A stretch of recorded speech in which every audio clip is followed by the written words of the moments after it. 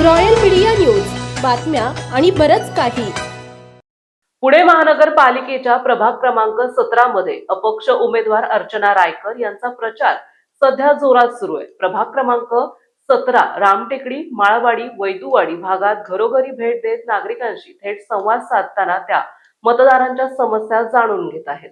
निवडणूक आल्यास शिक्षण व्यवस्था मजबूत करणे, पिण्याचे पाणी, रस्ते, स्वच्छता, वीज आणि आरोग्य यासारख्या मूलभूत सुविधांवर प्रामुख्याने लक्ष देणार असल्याचं त्यांनी सांगितलं. विकास हा राजकारणापेक्षा महत्त्वाचा असून सर्वसामान्य नागरिकांच्या गरजांना प्राधान्य देणं हेच माझे उद्दिष्ट आहे, असे अर्चना रायकर यांनी प्रचारादरम्यान स्पष्ट केले. नागरिकांकडून त्यांच्या प्रचाराला सकारात्मक प्रतिसाद मिळत असल्याचं चित्र सध्या दिसून येत आहे. पदयात्रेत महिला, ज्येष्ठ नागरिक मोठ्या संख्येने उपस्थित होते. नमस्कार, रॉयल मीडिया न्यूज मध्ये आपलं स्वागत आहे. आज आपण आलो आहोत प्रभाग क्रमांक 17B. जाणून घेऊया स्थानिक नागरिकांच्या समस्या. ताई नमस्कार, काय सांगाल तुमच्या प्रभागातल्या समस्यांबद्दल? आम्हाला सुशिक्षित उमेदवार पाहिजे. आमचा उमेदवार छान आहे. गोरगरिबांना कोण आहेत उमेदवार तुमचे? आमची सुनबाई आहे ती, नाव सांगा त्यांचं. अर्चना आनंद रायकर. अर्चना आनंद रायकर ती अपक्ष उमेदवार आहेत ना? हो हो, सुशिक्षित आहे, प्राध्यापक होती आणि ती ट्युशन चालवती, गोरगरिबांच्या मुलांना सांभाळून घेते. फी पण तिची कमीच आहे. हल्ली खर्च पण किती आहे तर ती सांभाळून घेते. ते झालं त्यांच्या समस्या. प्रभागातल्या समस्यांबद्दल, इथल्या नागरिकांबद्दल, इथल्या मतदारांबद्दल त्यांना काय, त्यांची काय अपेक्षा ठेवल्या पाहिजे त्यांच्याकडून? म्हणजे जे काय आहेत ते लोक सांगतील ते त्यांनी सुधारणा करायला पाहिजे आणि करणारच आहे ती. मी सौ प्राध्यापिका अर्चना आनंद रायकर, प्रभाग क्रमांक 17B मध्ये ओबीसी महिला संवर्गातून उभे आहे अपक्ष म्हणून. आणि नव्याने हा जोडलेला प्रभाग आहे माळवाडी आणि मगरपट्टा. हा मगरपट्टा आहे नव्याने इथं आपल्याला जोडलेला आहे. तो प्रभाग म्हणजे माळवाडीचा. आणि त्याच्या आधी आम्ही आता या मगरपट्ट्यात आलो तर प्रत्यक्ष अशी परिस्थिती दिसती तर तुम्ही पाहताल इथे जवळच गटाराचं पाणी चाललेलं आहे. म्हणजे त्याच्यातून चालण्याची आपली अवस्था झालेली आहे की मगरपट्टा सुशोभीकरण आहे. एवढं इतक्या सुख सुविधा आहे, अजून सुद्धा हा प्रभाग सुधारलेला नाही. म्हणजे जो रामटेकडीमध्ये झोपडपट्टी आहे तोच प्रभाग इथं निर्माण झालेला आहे.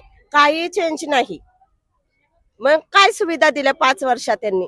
आज 8 नाही 9 वर्ष होत आलेली आहे. जवळजवळ 9 वर्ष होत आले, मग इलेक्शन लागलेले आहेत. मग या काळामध्ये सुधारणा झालेल्याच दिसत नाही जास्त.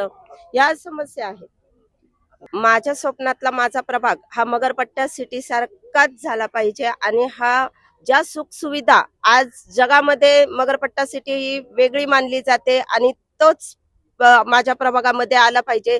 या सिटीचं वैशिष्ट्य हे संपूर्ण माझ्या प्रभागामध्ये आलं पाहिजे, हेच माझं वचन आहे. आणि मी ते करण्यासाठी आपल्या पुढे आलेले आहे. आणि हे माझं वचन मी फक्त शब्दातून नाही, कृतीतून करून दाखवणार आहे. मुलाबाळांसाठी काय नियोजन आहे तुमचं? येथील मुलाबाळांसाठी म्हणजे प्रथमतः त्यांचं प्राथमिक शिक्षण हे योग्य पद्धतीने झालं पाहिजे, कारण हा मूळ पाया आहे. कारण मुलं पुढे शिकत जातात, पण व्यवस्थित जर त्यांना वळण नाही लागलं तर खूप प्रॉब्लेम्स येतात. त्यांना वाचन लेखनापासून, संस्कारापासून जर आपल्याला पुढे न्यायचं असेल, इथं संस्कार वर्ग, ग्रंथालय, त्यानंतर त्यांना अभ्यासिका उपलब्ध करून दिल्या पाहिजे, योग्य अभ्यासिका. कारण आम्ही पाहिलं, मी या प्रभागामध्ये फिरले तर असं लक्षात आलं इथं अभ्यासिका नाही, ग्रंथालय नाही. घरं पाहिली तर छोटी छोटी आहे, तिथं बसण्यासाठी जागा नाही. मुलं शाळेला जातात पण जागा नसल्यामुळे त्यांना खूप अडचणी येतात. मग असं काहीतरी करायचं की जेणेकरून मुलांना 2 तास तरी तिथं अभ्यास करता आला पाहिजे. घरामध्ये वेळ, आपले पालक समजा पाहिलं मी की इथं व्यसनाधीन पण लोक आहे, त्याच्यामुळे बाहेर बसणारे घरामध्ये या मुलांचा थोडासा मग प्रवाह दिशाभूल होतो आणि त्यामुळे शिक्षणामध्ये त्यांना आवड निर्माण होत नाही. मग ही आवड कशी निर्माण करायची यासाठी मी इथे संस्कार वर्ग, त्याच्यानंतर इथे थोडासा अभ्यासिका या चांगल्या दर्जाच्या उपलब्ध करून देईल. नवीन टेक्नॉलॉजीच्या, ई लर्निंगच्या तत्वावर इथं डिजिटल शाळा जी आहे त्या पद्धतीने ह्यांना क्लासेस उपलब्ध करून देईल. स्थानिक पाहिले इथे तर आताची यंग जनरेशन गुन्हेगारी प्रवृत्तीकडे जास्त प्रभावित आहे किंवा आकर्षित आहे. त्यांच्याबद्दल काय तुमची योजना असेल? सर, गुन्हेगार हा जन्मतः पोटातून जन्म घेत नाही, गुन्हा हा नंतर घडतो. कारण जन्मलेलं बाळ हे निष्पाप असतं, गुन्हा ही त्याला परिस्थिती बनवते. गुन्हा करण्यासाठी भाग पडते. हा गुन्हा होऊ नये म्हणून त्यांच्यासाठी प्रथमतः रोजगार उपलब्ध करून द्या, त्यांच्या हाताला काम द्या. हाताला काम दिलं ते म्हणजे नुसतं बसून राहणार नाही. त्या हाताला काम मिळालं त्यांना तर त्यांना पैशाची कष्टाची किंमत कळत जाईल. मग यासाठी जे शिकले नाही त्यांना शिक्षणाच्या प्रवाहात आणा, अशिक्षित आहे त्यांच्या योग्यतेनुसार पात्रतेनुसार त्यांना व्यवसायाच्या संधी दिल्या पाहिजे. आणि या संधी आपल्याला महानगरपालिकेमध्ये मिळतील की त्यांच्यासाठी विविध योजना असतात, रोजगाराच्या संधी असतात, त्या उपलब्ध करून देता येईल. स्थानिकांना आता विषय असा आहे की शाळांच्या फीज भरमसाठ आहेत. हे आपले कामगार वर्ग आहे, त्यांना फी भरायची एवढी परिस्थिती नाहीये. त्यांच्यासाठी काय असेल किंवा तुमच्या स्थानिक शाळांबद्दल काय सांगाल? तुम्ही मराठी शाळा बंद पडतायत त्याबद्दल काय सांगाल? मराठी शाळांचा दर्जा जो उत्तम केला सर, तर मराठी शाळेसारखी शाळा नाही. कारण आम्ही सुरुवातीला ही मराठी शाळेतूनच घडलेलो आहोत. जे आपले मुख्यमंत्री घडलेले आहे, नेते घडलेले आहे, पूर्वी मराठी शाळाच होत्या. आता फक्त काय झालेलं आहे, स्पर्धेच्या युगामध्ये हिचा मुलगा इंग्लिश शाळेत आहे, त्याचा मुलगा इंग्लिश शाळेत आहे म्हणून एक फॅड आलेलं आहे. आणि त्या फॅडमुळे मुलं काय होतात, ते मुलं नाही पालकच त्या मागे धावत आहे.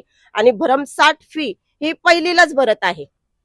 1,00,000 रुपये तुम्ही फी त्यासाठी भरता. तुम्हाला सुरुवातीला तुमच्या मुलाला योग्य पद्धतीचं शिक्षण, बेसिक नॉलेज द्यायला पाहिजे. त्यासाठी ₹1,00,000 घालवण्याची काहीच गरज नाही. तिथं जातात मुलं, डब्बा खातात, दुसरं काय करतात, ते नाचतात गातात तेवढंच. पण ते शिक्षण जर मराठीच्या पण पातळीवर तिथं इंग्लिश मिडियम चालू केलेले आहेत. त्या मराठीच्या शाळा तिथं इंग्लिश मिडियम आहे, कॉर्पोरेशनच्या शाळा आहेत, तिथं सुद्धा चांगलं शिक्षण मिळतं. आणि तिथं जर पालकांनी व्यवस्थित लक्ष दिलं आणि स्थानिक जे कमिटी असते त्यांनी लक्ष दिलं तर योग्य पद्धतीने कार्य होऊ शकतं. आज जगातील आंतरराष्ट्रीय स्तरावरील हा प्रभाग मगरपट्टा एरिया आज आपण पाहिला तर रोजगाराच्या संधी याच्या इथे भरमसाठ आहे. IT पार्क इथे आहे. आणि या प्रभागामध्ये आज आपण पाहिलं असेल माझ्या आजूबाजूला की जे रोजगाराच्या संधी आहेत यांच्याकडे लक्ष दिलं पाहिजे. आणि यांना सुद्धा मगरपट्ट्यासारख्या सिटी सारख्याच रोजगाराच्या संधी उपलब्ध करून दिल्या पाहिजे.